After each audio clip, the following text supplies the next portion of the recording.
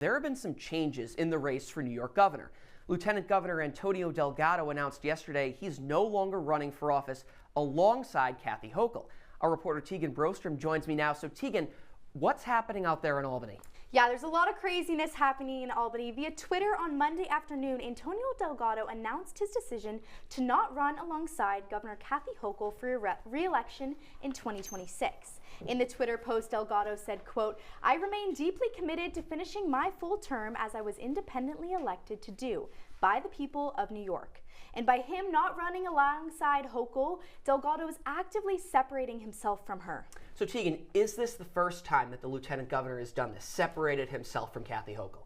It is not. It is actually, if you could say so, it's the fourth. This is probably like the boiling over of their feud. The first time was when Governor Delgado, called for President Biden to end his re-election bid this summer, while Hochul was still supporting him. The second time was when, just last week, he called for Mayor Adams to resign before the governor was ready to call for that.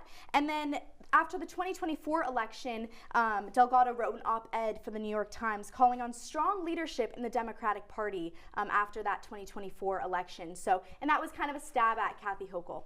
It's interesting, Teaghan, because usually you want the lieutenant governor to more or less be in lockstep with you. Exactly. But how is the governor, Kathy Hochul, responding to this? Yeah, Kathy Hochul announced, her communications department released a heated statement earlier today saying Delgado finally said out loud what has been obvious for some time. He is simply not interested in doing the job of lieutenant governor. She is now actively looking for a new running mate for 2026. But in terms of voters, there's been kind of a split between upset voters and voters thinking that, this is maybe a good idea for Delgado. A lot of people are upset that Democrats aren't sticking together, but some understand that Kathy Hochul may not be the easiest person to work alongside with. Definitely, Teaghan. Very interesting. We'll have to see what happens. And Kathy Hochul